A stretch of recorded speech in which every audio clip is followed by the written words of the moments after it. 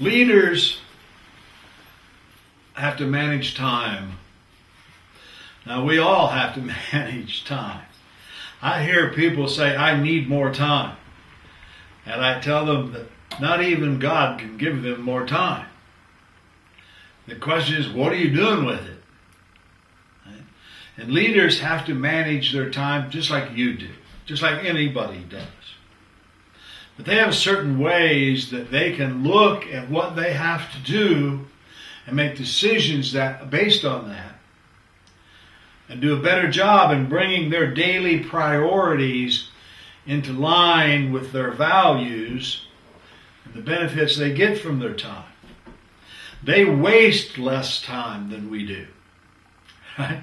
They don't waste much time. They don't spend much time in crisis unless it's a total surprise. They don't spend a lot of time on routine tasks, doing the same thing over and over. They spend more time with people and less time with things. Leaders have that way of strategically planning their time. They get rid of some time wasters, and I'm going to tell you the worst ones. Interruptions and drop-in visitors. If we're not at the top of the pyramid, if we're not way up in the organization, how do we keep people from just walking up to our cubicle and talking to us and interrupting us? You know, I work at home, so I can shut off my cell phone. Refuse to answer the home phone. And I don't have any company except my 2 dogs. And they've got puppy doors and they can come and go as they want. So I don't have those interruptions. But most people don't have that luxury. They do. You got to have a way of stopping it. I know a woman who's an incredibly bright woman who works at a university, and when she wanted uninterrupted time, she put police tape across her door. And with crime scene, you know. So I asked her one time, what's the crime in there? She says, there won't be one unless you come in. Then there'll be an assault. Right? No interruptions. Leaders schedule meetings to fit their calendar, and they don't waste time in them. Right? They go to a meeting for a purpose. The purpose is conducted, met, the meeting is over. I've often believed that meetings should be held in rooms with no chairs, and no coffee, and no donuts. A table with some pads and pencils sitting around so you can pick up and write. The agenda is set in advance. You come in, you do your business, you go. When I was a member of a staff at one time where there were 7 women and me, I can remember sitting there listening for about 15 minutes to a discussion on shoes. And I was just really chaffing under that. I was not a happy camper. Right? Leaders won't go for things like that. Leaders do not have their office covered with clutter. They don't spend time like yours truly, Bill McConkie, looking for their checkbook, looking for their car keys, looking for the piece of paper that they just had 4 minutes ago. And here I am giving lectures on leaders and time. My office is always a disaster. And I've got to get that straightened out in my life. Leaders do not set unrealistic time expectations for themselves. If they say, yes, I will do that, and I will have it done by a certain time and date, they don't cramp themselves. Because they know something can happen in there. Something serious. So they give themselves a little extra time. They do not procrastinate. How many of you are procrastinators? I'm going to tell you something. Procrastination is one of the larger causes of depression. Because we don't do it when we should have, and things begin to pile up. And then we begin to get depressed because we can't get them done on time with the quality they're supposed to have. Leaders don't do that. Leaders say no. I can't do that. I don't have time. They don't jump at every opportunity to take on another assignment. They do what they can do and do very well. And they've learned to say no. Leaders start on something and then they finish it.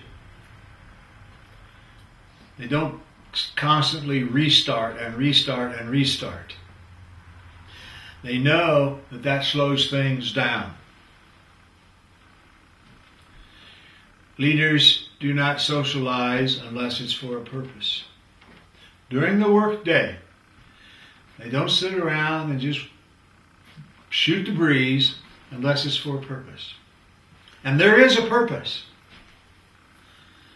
Time is also something you can give someone. And giving someone your time can be an extremely inspirational thing. I remember once when I had a meeting to see a United States Senator by the name of Charles Percy from Illinois. I thought he was a great guy. I really liked him. And this was the first time I ever met him. And I would see him many times over the next few years, working together. But I had an appointment to see him, and I was scheduled to see him for 15 minutes, from 2 o'clock to 2:15. And I walked in 2 o'clock sharp, introduced myself, and we began to talk, and I left there at 3:30. On top of the world, all right? Because this United States Senator had taken the time to talk with me. He gave me time. You might remember we had a president one time, the name of Jerry Ford. Well, I knew Jerry Ford when he was Speaker of the House. And he came to Illinois, where I was working once, and I had to pick him up at the airport in Chicago and drive him to Ottawa, Illinois. And I did that. And during that drive, Jerry Ford gave me his time. He didn't sit in the back seat reading the paper or taking a nap or working on government things. He sat up front and spent the whole 2.5 hours asking me about my life and my parents and my children and my dreams and my hopes. And we talked about football and athletics and raising kids. Even though he was scheduled to be with me anyway, he gave me time. Leaders know the value of that time. When they socialize, they realize the value of it, but they don't do it just to waste time.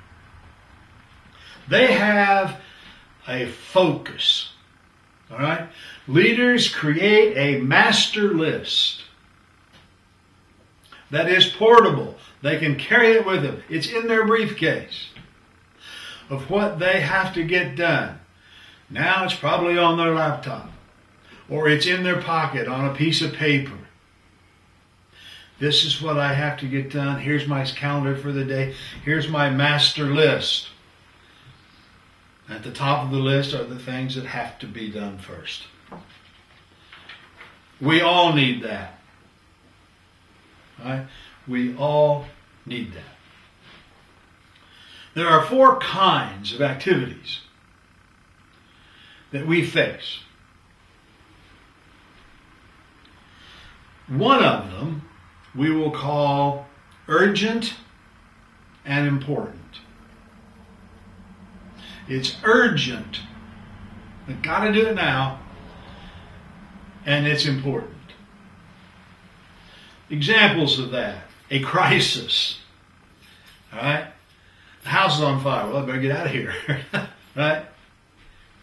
There's a fire in the warehouse. A machine broke down. One of our truckers ran a red light, hit a car. That's a crisis. So it's urgent and it's important. There are pressing problems that have to be solved. Urgent and important. Now remember those two words. It's important and it's urgent. Got to be done now. We have deadlines to meet. Got to be there at 2 o'clock. Papers due at 3 o'clock. Papers due at 7 o'clock. Contract has to be signed and in the bank tomorrow at 9 in the morning. Right.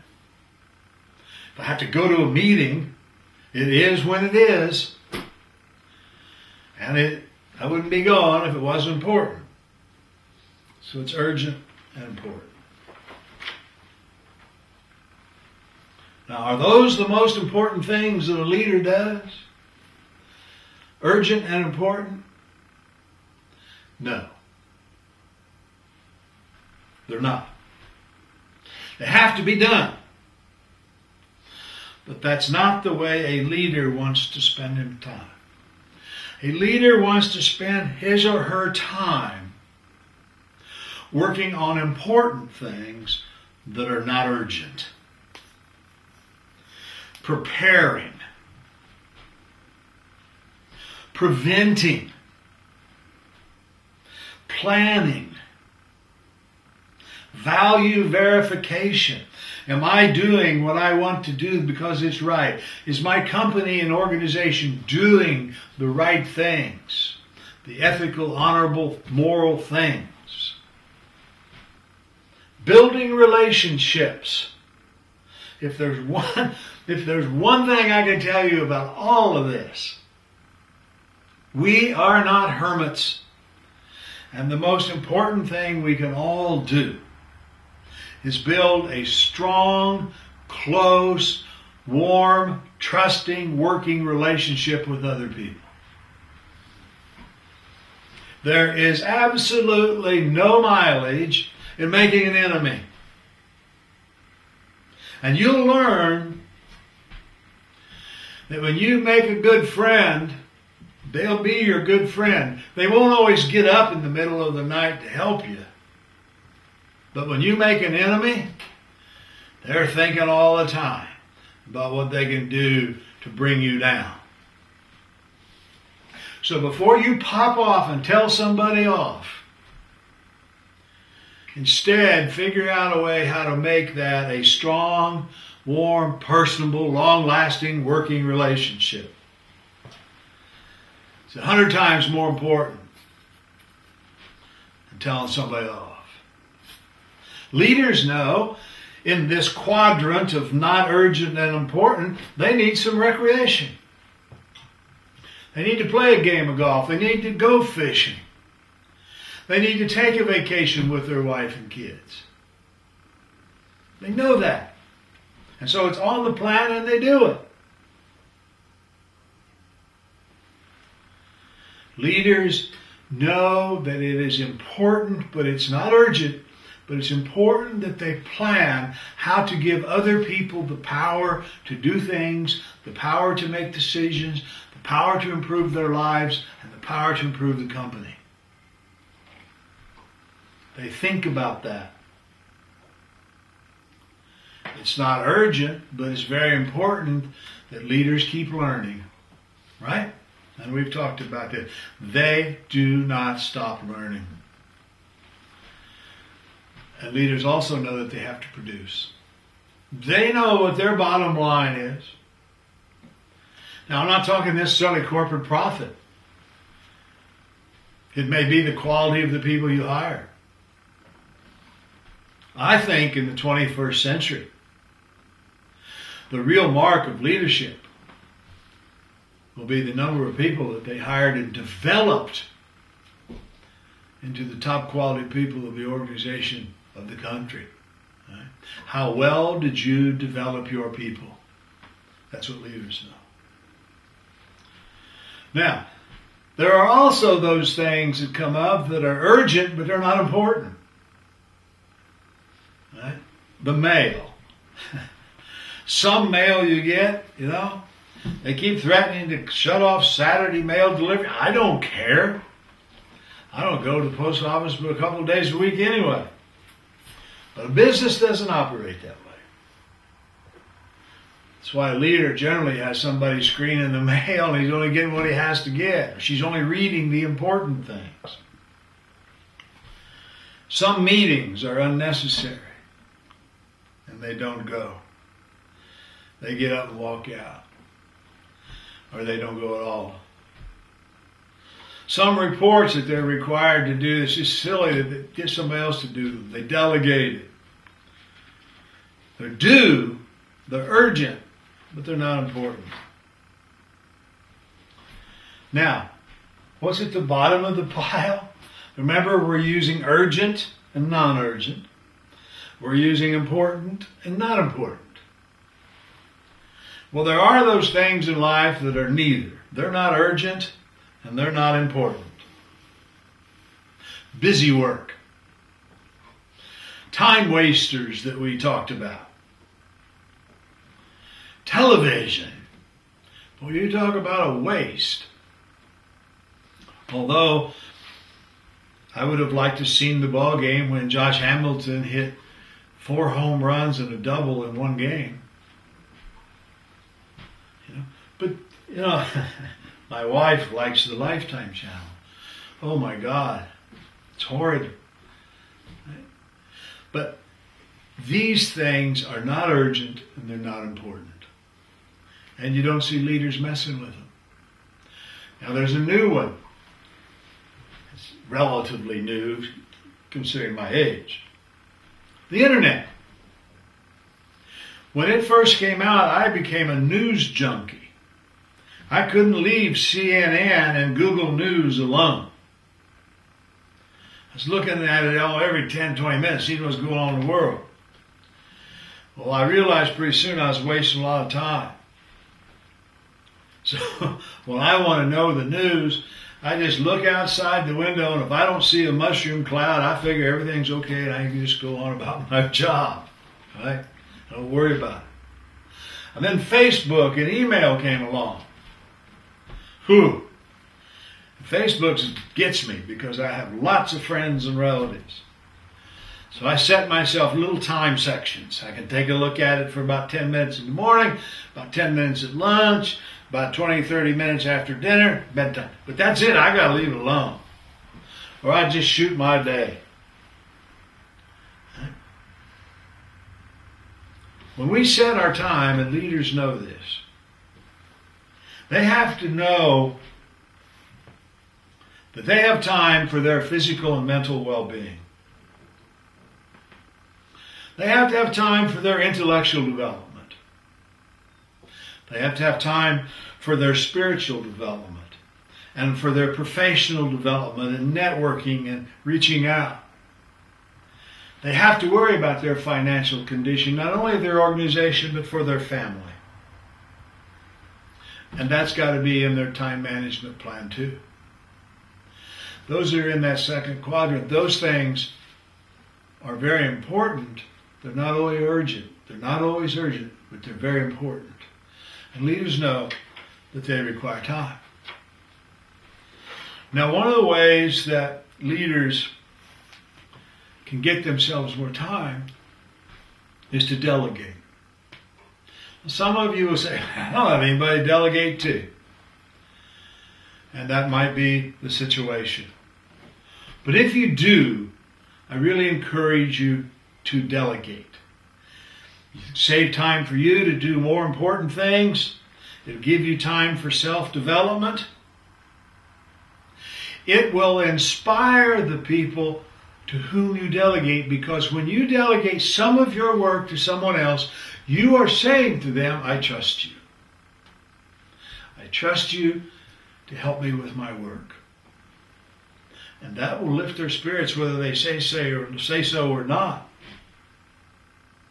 I encourage a lot of delegation for the inspiration and the opportunity to succeed that it gives your people. You're paying attention to them and you're saying, I trust you with part of my professional life. Now there's a process to go through. You need to make sure that people can do what you're asking them to do. There's the famous Bill McConaughey dead man rules. Right? The first dead man rule is this. If you want to hire a man that never makes a mistake, hire a dead man. Right? And then the other dead man rule is don't give somebody something to do that they could not do if their life depended on it. When I was in college, I was a pretty good high hurdler and I was a mediocre high jumper. If you asked me to go out and run the 110 meter high hurdles right now, I couldn't do it if my life depended on it. Right? So you match people with their skills, their interests, and their abilities. Now you might give them a little tougher than they're used to. But when you do that in the delegation process, you also are there to support them. You don't lock them in a room, close the door, and say, I'll come back when you're done. No, you are there to help them. Because they're helping you, but you're also helping them grow. Now consider what you want to delegate, and then reconsider. Make sure, first of all, that's not an insult. Right? It's not an insult. I mean, I'm embarrassed that these people who are helping me with this bring me coffee. I should get my own coffee.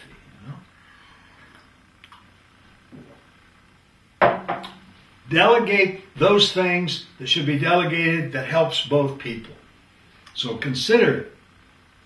Now, there are some repercussions. If I ask Patrice to do something, right, that's a nice thing and she's happy. Marilyn's not so happy. I'll come by and ask her. And I got a little problem over there. And a leader has to think about that. Right?